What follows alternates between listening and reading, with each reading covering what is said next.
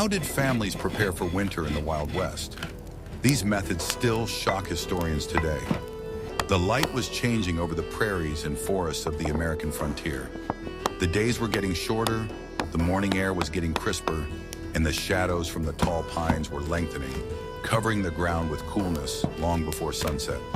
For a settler family living in a log cabin dozens of miles from the nearest fort, these were not just signs of autumn. It was a signal for the start of a long, months-long race in which the price of a mistake was life itself. Survival in winter on the frontier was not decided in snowstorms. It was decided on the warm, clear days of late summer and autumn. Every tree trunk cut down, every ear of corn gathered, every crack sealed in the wall was a contribution to the bank of survival. It was not a panic-stricken rush, but a methodical ritual honed over generations of preparing for the siege that nature laid on every year. They were not just preparing for the cold, they were preparing for isolation, for silence, for weeks when the only world they knew was the four walls of their home. It was a battle of engineering, foresight, and colossal labor. Watch the video to the end, and you will learn how one seemingly insignificant miscalculation in preparation could have cost the family everything they had.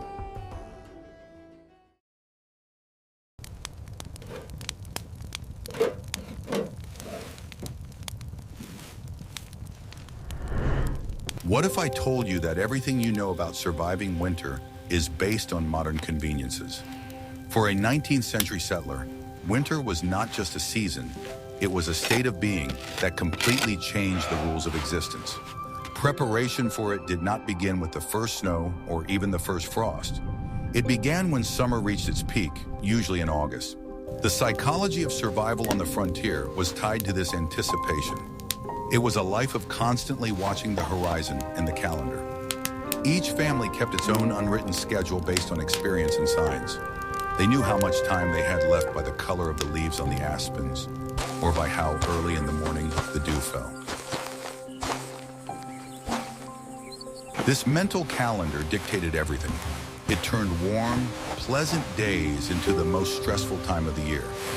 There was no time for rest or relaxation. Any fine day wasted was seen as a direct step towards future hardship. This created a special psychological tension. Unlike modern people, who see winter as more of an inconvenience, settlers saw it as an existential enemy. It was not a force that could be defeated, but one that could only be endured. And the only way to endure it was to be 100% prepared. This meant that from the end of summer, the whole family's life was devoted to one goal: stockpiling. Stockpiling food, fuel, and heat. Each family member had their own tasks that couldn't be put off until tomorrow. Tomorrow it might rain, and the day after tomorrow it might freeze, destroying what was left of the harvest. Work began at dawn and ended at sunset. The pace was not frantic, but marathon-like. Measured but steady. They knew they had about 100 days to secure 200 days of life. The math was simple and relentless. They saw the days dwindling, and that spurred them on better than any overseer. Each shortening evening was a reminder that the window of opportunity was closing. This race against light and heat was the main psychological feature of life on the frontier. That is why, when we talk about preparing for winter, we are talking not so much about a set of techniques as about a way of thinking. It was a philosophy of total foresight, where there was no room for maybe or later. I'm very interested to hear your point of view. Do you think modern people could psychologically withstand such a months-long race with nature? Write about it in the comments.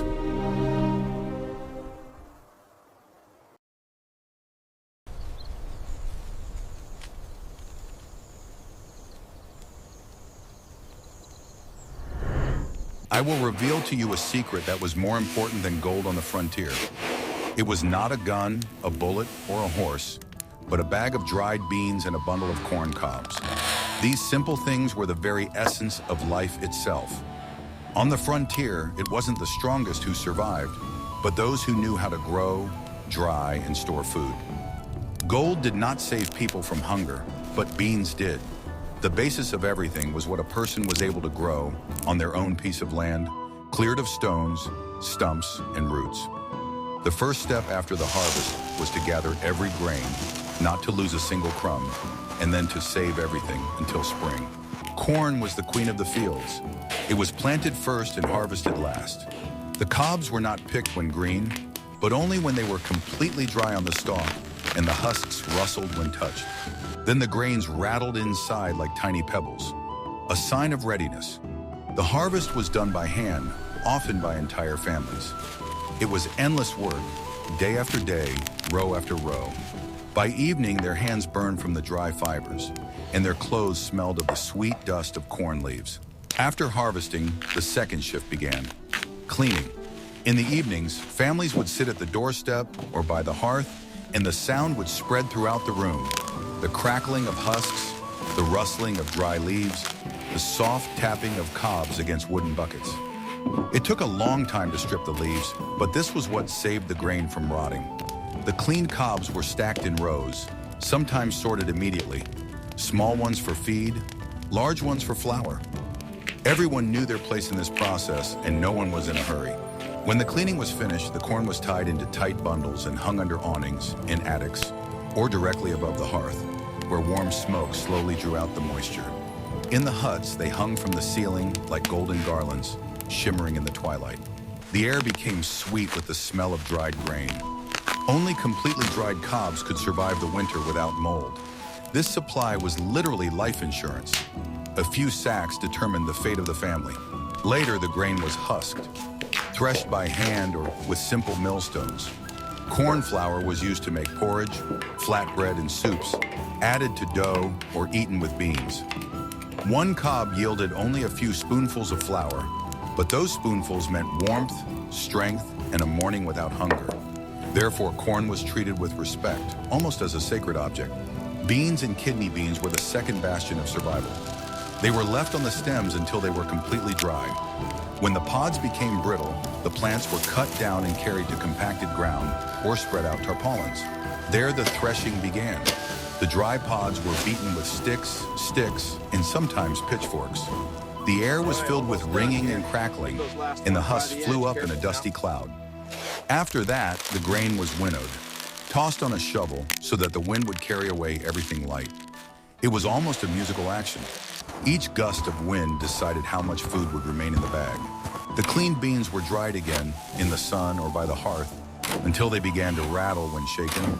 Then they were poured into canvas bags tied with strong string and hidden in the shade. These bags were like little chests of energy, concentrated protein necessary for the long winter. One handful could feed a person, one bag could feed a family.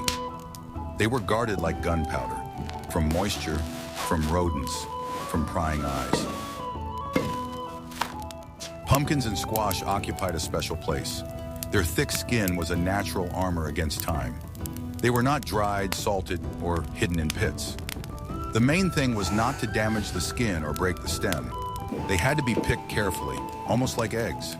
Pumpkins were stored in a cool, dry place, placed on straw so that they did not touch each other. With proper care, such fruits could be stored until spring, and each pumpkin was a reserve of water, sugar, and light. Root vegetables required a different approach. Potatoes, turnips, carrots. None of them tolerated frost and could not be stored in the open air. They could not simply be piled up in a corner. The settlers knew that if the ground froze, all their hard work would be wasted. Therefore, a solution emerged that could be called an engineering miracle of an era without engineers. They built special storage facilities, underground pits lined with logs and turf, where the temperature remained above zero even in January. These were their earth refrigerators, which we will discuss in the next chapter. But before we go down there, it is important to understand one thing.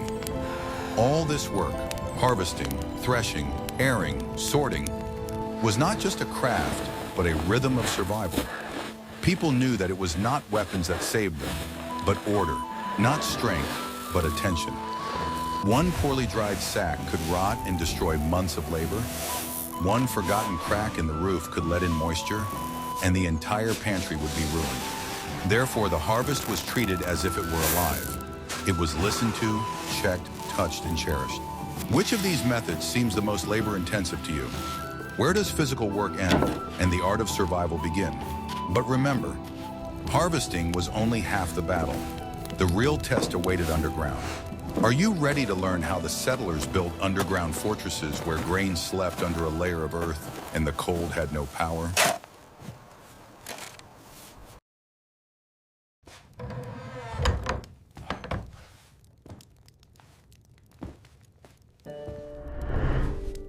What I am about to show you was the heart of any farmhouse, even more important than the bedroom. It was the root cellar, or root cellar. A structure that seems primitive today was actually a finely tuned instrument that used the physics of the earth itself to preserve life. The choice of location was critical. The ideal option was to dig the cellar into a hillside so that the entrance was horizontal. This made it easier to load and unload supplies. If the terrain was flat, a deep pit was dug, and the entrance was made in the form of a sloping hatch with sturdy steps. The walls were a work of art. In rocky areas, they were laid out of dry stone, without mortar. The stones were fitted so tightly that the structure held itself together and breathed at the same time.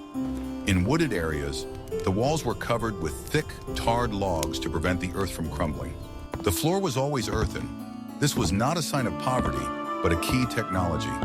It was the damp, compacted earth that allowed the cellar to maintain the high humidity necessary to prevent root crops from drying out and wilting. The roof was no less important. It was made of thick logs on which a layer of grass or bark was laid, and a thick layer of earth, sometimes up to half a meter, was poured on top. This earthen mass served as an ideal insulator, smoothing out temperature fluctuations. The most ingenious element was the ventilation. Without a supply of fresh air, vegetables began to suffocate and quickly spoiled. Therefore, the cellar design always included two ventilation channels, one low at the entrance for cold air to flow in, and one high at the far end, often in the form of a pipe leading to the surface, for warm air to flow out. Inside, the cellar was equipped with shelves and bins. Potatoes and turnips were stored in large compartments directly on the floor. Carrots and beets were often sprinkled with layers of damp sand in boxes. This kept them fresh, as if they had just been dug up. Jars of canned food were placed on the shelves, if the family had the opportunity. Pumpkins and squash were arranged so that they did not touch each other. The cellar maintained an almost constant temperature, just above freezing. The smell in the root cellar was unique, a mixture of damp earth, ozone, and the sweet aroma of stored vegetables. It was the smell of security. The family knew that as long as the cellar was full, they would survive the winter. This underground safe was more important than the house itself. The house could freeze, but if the cellar was full, the family had the calories to produce heat. It was their real fortress against hunger.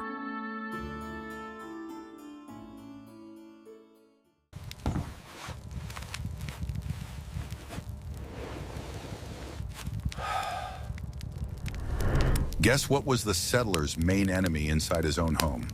It was not the cold, the frost, or the wind itself, but its invisible agent, the draft. It was more cunning than any enemy outside. The draft did not make noise or break doors, but slowly drew heat from the room like an invisible hand. It was with them that the main internal war on the frontier was fought, a war to retain the heat obtained with sweat and firewood. A log cabin, no matter how sturdy it was, always had cracks. The wood breathed, dried out, cracked, and cold air entered through these gaps. Every autumn, the same operation began. Insulation, or as they said then, chinking and daubing, filling and plastering the walls. It was hard, dirty, but vitally necessary work. It determined how much of the heat produced by the hearth would remain inside and how much would escape outside with the smoke. It was impossible to wait for winter. Those who delayed would later shiver. First, they started with chinking, filling the large gaps between the logs. These gaps were inevitable. Fresh wood dried out, shrunk, and dark gaps appeared between the crowns. Air flowed freely through them, and the flames in the hearth lost their meaning. Therefore, the gaps were filled with whatever was at hand. Dry moss, tow, wood chips, sawdust, old rags, shreds of wool, and twisted straw were used. Sometimes they even added pieces of old blankets or oiled cloth. Anything that could trap air was considered material. They worked silently and intently. The men stood outside with knives and hatchets, while the women and children handed them materials and checked from the inside to see if the gap was still visible. The blows of the knife and the knock of the wooden mallet created a special rhythm, the sound of preparation for winter. The gap had to be not just closed, but tightly caulked, tamped down to the last splinter. Sometimes clay or resin was placed between the layers to strengthen the base. This bottom layer served not as insulation, but as a foundation for the next barrier. When the entire house was caulked, the next stage began: daubing or plastering. This was real construction work. For daubing, a thick, viscous solution was prepared, something between plaster and earth. The recipe depended on local conditions, but most often clay, sand, water, and a binding agent were used. Chopped straw, hay, moss, and sometimes ash or even manure served as the binding agent. All this was mixed with shovels in a large tub until the mass became as thick as dough. The entire process was physical labor. People kneaded the clay with their bare feet to make it pliable. Their fingers stuck together and their hands froze, but no one complained. Then they took handfuls of this mixture and rubbed it into the cracks on top of the chinking with their fingers, palms, and wooden spatulas. The clay had to be pressed in deeply until it formed a continuous layer. Each section of the walls was done twice, from the outside and from the inside. The work had to be done quickly. If the clay began to dry out, it lost its adhesion, and everything had to be started over again. Special attention was paid to corners, window openings, and door frames. These were the places where the draft was strongest. Sometimes we returned to these places several times, adding a new layer until even the slightest hint of air movement disappeared. After drying, the daubing became as hard as fired brick and formed a dense crust on the logs. The house, which had whistled in the wind just yesterday, now sounded dull and calm, as if it had become a warm animal, holding its breath until spring. But the work did not end there. Daubing required maintenance. Over the course of a year, rain washed away the clay, the sun dried it out, and the wood moved, opening new cracks. Therefore, every autumn, the process had to be repeated. Sometimes the old plaster was knocked off and reapplied. It was a never-ending battle between man and his own home. The house was alive, and it had to be looked after like livestock. Skip a week, and the cold would find its way back in. In winter, when the wind carried snow along the walls, the settlers could hear it searching for weak spots. Where the plaster was loose, a thin whistle would appear, the first sign of heat loss. Then they would get up, even at night, take clay from a bucket by the hearth, and patch the hole before it froze. So the house lived with the people, reacted, breathed, resisted. The insulation work took days, sometimes weeks. It was not just preparation, but a test of family unity. Someone kneaded, someone handed, someone watched over the drying. After the daubing, the house smelled of earth, smoke, and straw, the smell of readiness. Have you ever thought about how much patience the simple word insulate required? One house could require hundreds of buckets of clay and thousands of hand movements. But without this procedure, all the efforts to prepare firewood and food would have been in vain. A house without heat is just a trap for the wind. But even airtight walls were worthless without fire. In the next chapter, you will learn about the real fuel marathon that lasted all summer, how the settlers gathered firewood, stockpiled coal, and why one wrong fire could result in the loss of an entire season.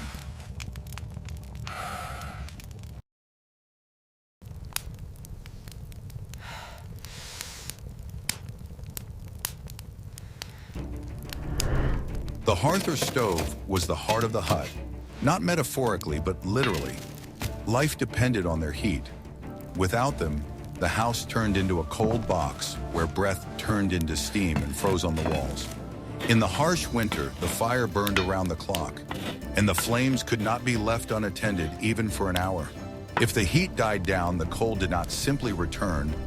It burst into the house like a living creature, creeping across the floor, getting into clothes, blankets, and bones. Keeping the fire burning meant keeping your breath. But to keep this fire burning, a truly enormous amount of fuel was required. Firewood was not just a material, it was currency, a measure of prosperity. It was prepared from spring until almost the first frost. Every day when it did not rain was considered a working day. Autumn harvesting was already the finish line. Those who started late were late for winter. It has been calculated that the average family on the frontier burned between 15 and 30 cords of firewood in one winter. One cord is almost 3.5 cubic meters of tightly packed logs. Now imagine, 30 cords is an entire forest converted into heat. It only seems that wood burns easily. In reality, each log represents days of labor, the sound of an axe, and the smell of resin. The work began with felling trees. The tools were simple: an axe, or less often, a two-handed saw, if you were lucky enough to get one. Alone or in pairs, you had to fell dozens of trees, not for fun, but for survival.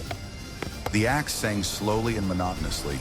With each blow, cold metal trembled in the palms, and sweat mixed with wood dust stuck to the neck. When the tree finally fell, its rumble rolled around the area, and for a moment the air was filled with the smell of fresh bark and resin, the smell of future warmth. The species were chosen wisely: oak, hickory, maple, heavy, dense, with even burning. They provided long, steady heat. Pine or spruce were left for kindling. They burned quickly and loudly, leaving a lot of soot. Soft wood was only good for an instant fire, but not for the night.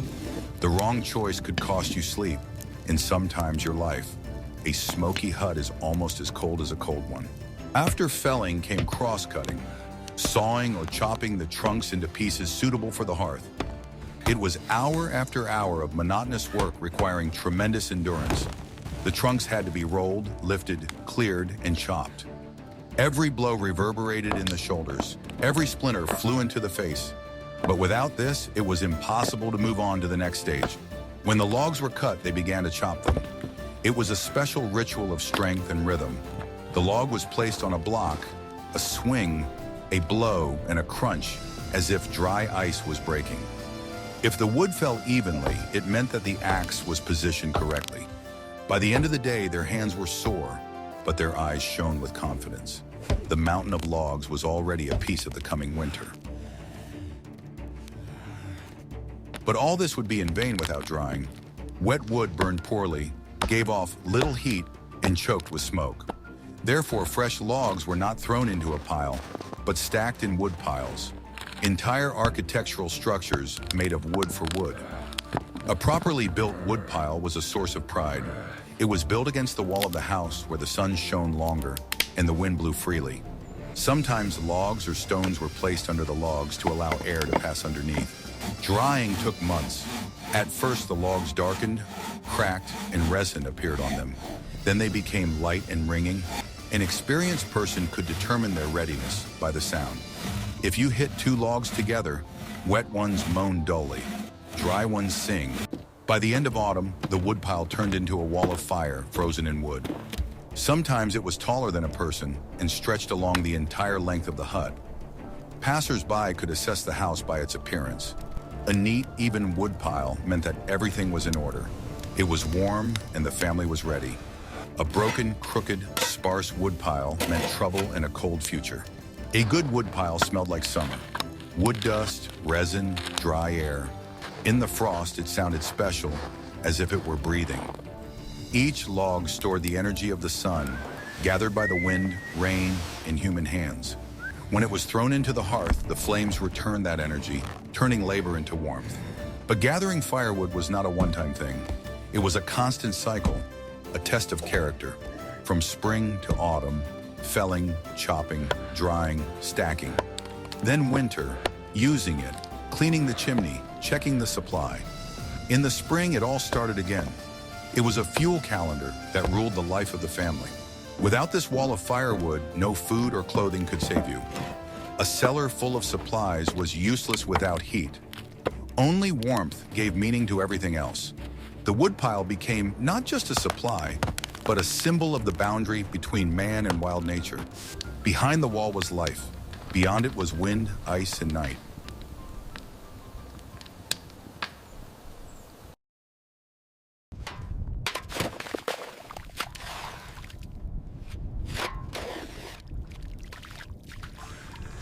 What if I told you that the simplest resource we take for granted turned into a daily struggle in winter. Water was needed constantly for drinking, cooking, and basic hygiene. But what do you do when the nearest stream freezes to the bottom and buckets cover with ice in minutes? The ideal solution was a well dug next to the house. It provided access to groundwater that did not freeze. However, digging a well by hand was a titanic task, and not all settlers had one. Those who did have a well faced another problem: the freezing of the lifting mechanism. If it was a log cabin with a winch, it had to be constantly cleared of ice. If it was a later hand pump, it could simply freeze and rupture the cast iron body. Therefore, the pumps were often wrapped in burlap and straw, creating a warm cocoon around them. In severe frosts, it was even necessary to pour hot water over the mechanism just to get it moving. Every bucket of water was the result of a small battle with the cold. If there was no well, the only source of water was a stream or river. Every morning began with taking an axe and going to the water. The first thing to do was to cut a hole in the thick layer of ice to get to the living water. This work was dangerous and exhausting. Then you had to scoop up buckets of ice water and carry them back to the house, trying not to spill them. Water that got on your clothes froze instantly, turning them into an icy shell. Inside the house, the water was stored in a large barrel that stood by the stove to keep it from freezing. But this supply had to be replenished daily. It was an endless cycle, walking to the river, cutting ice, carrying heavy buckets across slippery snow. In snowy winters, there was another source: snow. It would seem to be a simple solution. Snow is everywhere. However, in practice, it was extremely inefficient. Snow is very loose, and to get one bucket of water, you had to melt a huge mountain of snow. This process burned a huge amount of precious firewood. Every pot of snow placed on the fire was a log that could have been used to heat the room. Therefore, snow was only melted in extreme cases or during severe storms when it was impossible to reach the river. Have you ever thought about such a simple problem as frozen water? But when a blizzard was raging outside and physical work was impossible, what did the family do? In the next chapter, we will talk about the quiet but no less important work of repair.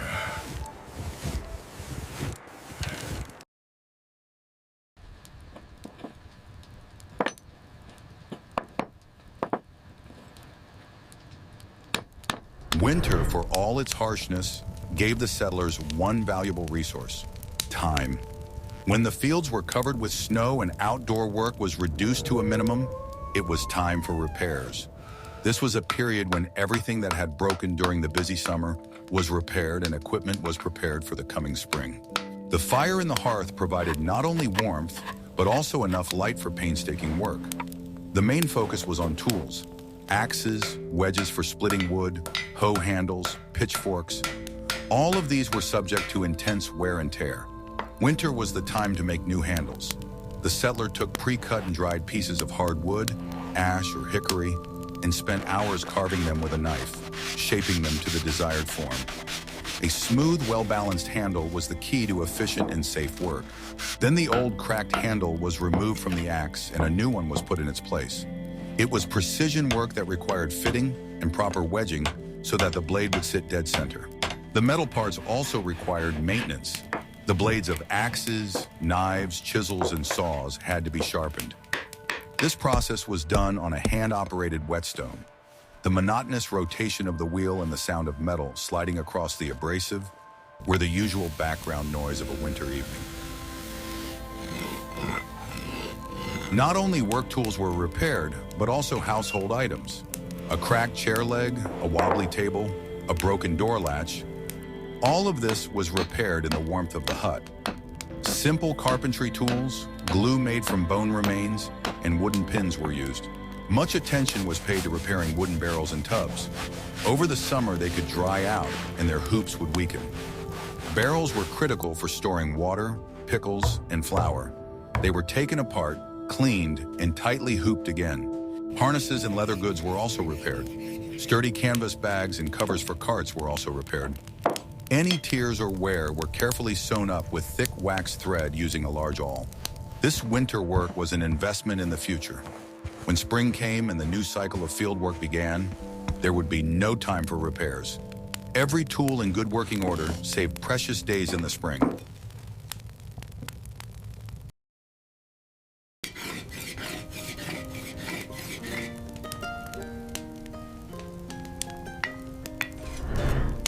The long winter evenings were a time not only for repairs, but also for production. When the wind whistled and the ice cracked outside the walls of the hut, life inside did not stand still. People did not sit idle. Inaction was considered an unaffordable luxury. The evening was not a time for rest, but a quiet change of work. During the day, they worked with axes and shovels, and at night, with needles, knives, and their fingers. The fire provided light, and this light had to be used until the last ember burned out. All the adults gathered around the hearth. The men sharpened knives, straightened axe blades with a ruler, and repaired tool handles. The women darned, carved, and sewed, while the children handed them thread and held the fabric. The house was filled with the steady rustling of thread, the squeak of a knife on wood, and the quiet crackling of the fire. It was the evening sound of survival, the music of craftsmanship without words or complaints. The main task was to maintain clothing. Coarse canvas and thick cloth could not withstand long periods of work in the wind and damp. A shirt could be torn by a knot, pants could be worn out by a saddle or shovel. Any hole was not just untidiness, it was a loss of warmth. Therefore, darning was almost a sacred task. Each stitch restored protection to the body. Materials were scarce, new fabric was expensive, and the city was far away. Therefore, old things were never thrown away. Worn-out shirts were turned into patches, scraps of cloth into thread, and scraps of canvas into rags. Everything was sorted by size and stored neatly so that it could be found later. Sometimes even the threads were washed off, unraveled items, so that they could be used again. Hands accustomed to the axe learned the subtleties of the needle in the evenings. In poor lighting, this work was a challenge. Their eyes grew tired, but they still sewed as long as they had the strength. There was not enough light. The lamp smoked, the flame flickered, and shadows moved on the walls. And yet the needle moved because tomorrow's morning work in the snow depended on it. If the family had rolls of fabric left over from what they had bought in the city in the summer, winter became a time for sewing. They worked without cutting tables, right on their knees or on the floor. Pieces of fabric were laid out by the stove and marked with chalk or charcoal. Every shirt, every pair of trousers required hours of patience. They sewed by hand, with long, even, strong stitches, without machines, without iron needles with eyes if there were none. Sometimes they used bone or a thin twig sharpened with a knife. Light was a constant concern. A kerosene lamp was considered almost a luxury. If there was one in the house, it was cared for like a living creature.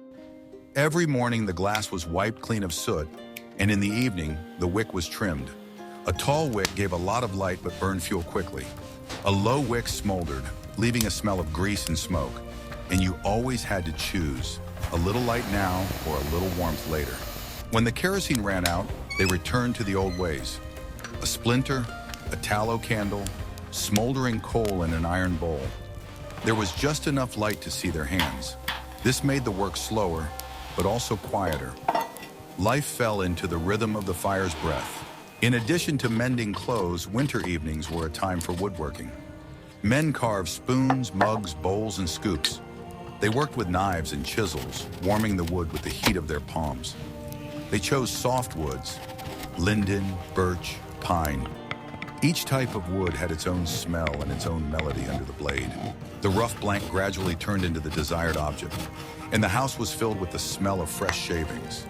Sometimes these items were exchanged or given as gifts, but more often they were used for everyday purposes.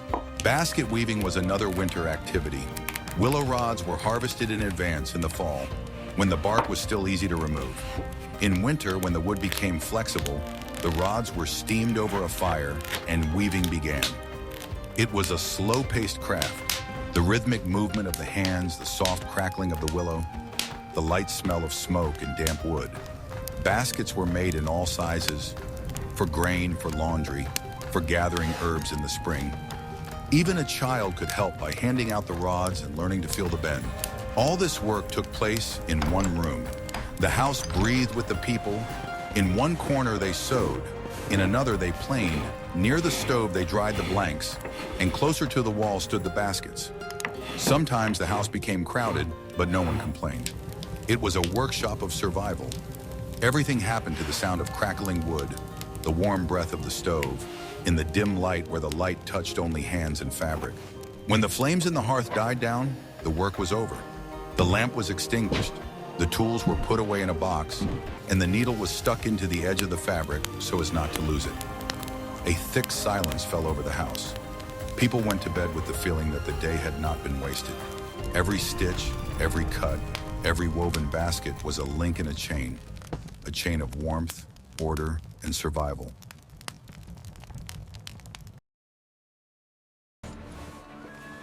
Yeah. Steady now.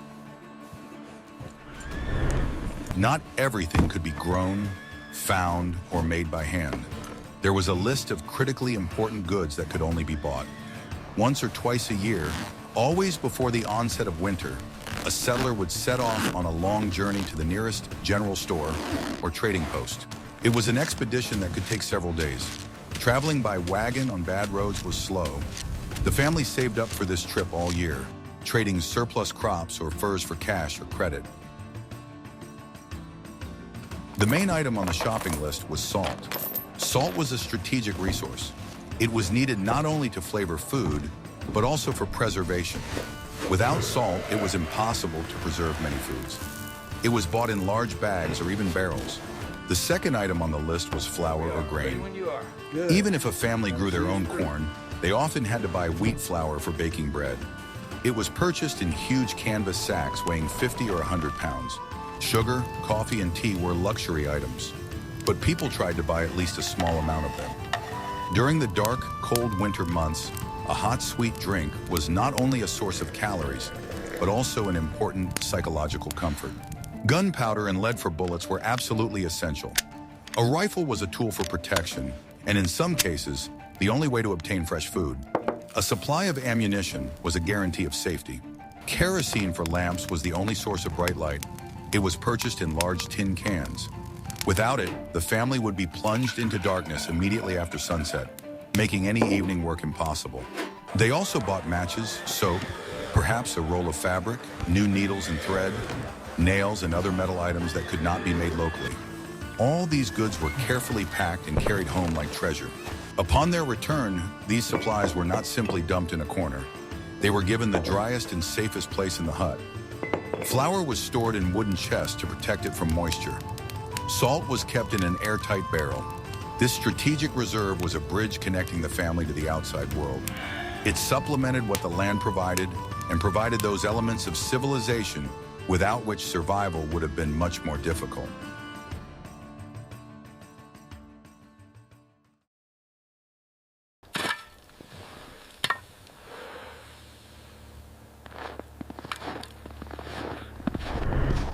And so the moment came when all the main work was done. The cellar was full, the wood pile rose to the roof, the walls of the house no longer breathed with drafts, and the sacks of flour and grain stood in a row like soldiers on duty. Everything that could be grown, cut, sewn, or stacked was completed. A short, almost unreal period of calm was approaching. A quiet transition between autumn and winter, a time for final checks, when every step was no longer hurried, but still cautious. The air was filled with the smell of damp earth, rotten leaves, and smoke. The smell of the approaching end of the season.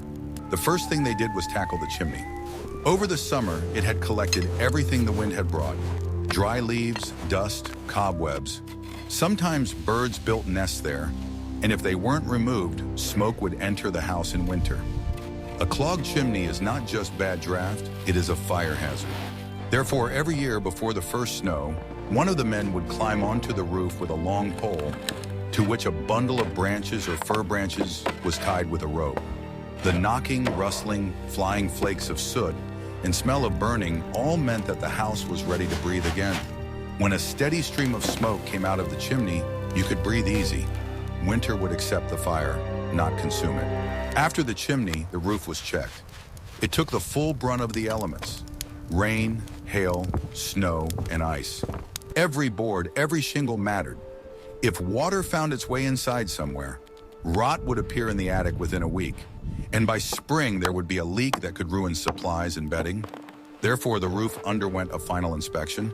In the hoarse wind, a man crawled across the slippery boards, replacing rotten spots, filling cracks with moss or resin.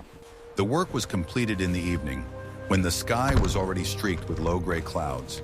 It was a safety ritual, a last battle with time. Then attention turned to the base of the house. The cold crept up from below, from the ground. To keep it out, an extra layer of earth, sometimes mixed with straw, was piled around the foundation. This is how the Zyvalinka was born, a simple but ingenious solution. It was tamped down with feet, closing the gaps between the logs and the ground. Some people laid a layer of turf on top or put up a wooden shield to prevent the wind from blowing the earth away. This work was not difficult, but it was of great importance. The Zyvalinka retained heat like a collar around the neck. Next came the windows and shutters. Many houses had sturdy shutters made of boards fastened with iron hinges. They not only protected from the wind, but also retained heat, turning windows into barriers against icy storms. In the fall, every hinge was checked and lubricated with grease or a piece of tallow to prevent squeaking. At night, the shutters were closed tightly, leaving only a crack for light to shine through. When the wind howled outside, the shutters groaned and shook, but they held fast. And this dull sound meant that the house was alive inside, while winter raged outside. They did not forget about tools: shovels, saws, axes, hoes. Everything that served in the summer now had to survive the winter. Metal broke in the cold, wood cracked, and rust rendered any tool useless. Therefore, all iron was carefully cleaned, lubricated with grease or ash, wrapped in rags and stored under a canopy or in a shed. The shed became cramped, but order reigned there almost like in the military. Every item had its place.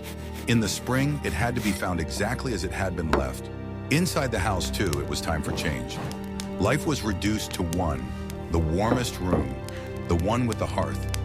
Sleeping places were moved closer to it, away from the walls. Wooden beds or benches were covered with blankets, straw, and fur. The space was reduced, but it became cozier and more organized. Women laid out supplies, flour, groats, dried herbs, in bags and boxes, closer at hand. The children helped stack firewood in the corner, creating an internal fuel supply. A small copy of the huge woodpile outside the wall. Now during a snowstorm, there would be no need to go outside. Shovels, brushes, and brooms for snow were placed by the door. Sometimes there was a bucket of sand to sprinkle on the threshold if it froze over by morning. Everything mattered. In winter, every little thing determined whether you would freeze or not. The door was checked especially carefully. The hinges were lubricated, and the edges were sealed with moss to keep the wind out. And finally, the day came when the sky changed. The air became still, the sounds muffled, and the smell cleaner. And suddenly, the first snowflakes began to fall from the gray sky. Sparse, light, as if someone were trying to touch the ground with a white feather. They did not melt. They settled on the frozen ground, on the roof, on the firewood. People went out onto the porch and watched in silence. It was a signal, the end of the season. Everything that needed to be done had already been done. The settlers brought in the last buckets of water, locked the doors, and threw fresh wood on the fire. Silence fell in the house, broken only by the crackling of the logs and the breathing of the family. The race was over. From that day on, life went into waiting mode. Waiting for winter, wind, snow, the first tracks in the snowdrifts. Everything else now depended on how well they had prepared.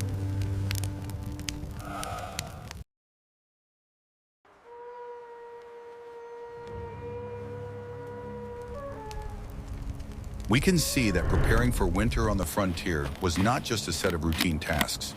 It was a complex, multi-level survival strategy that required engineering skills, a deep understanding of nature, physical endurance, and iron discipline.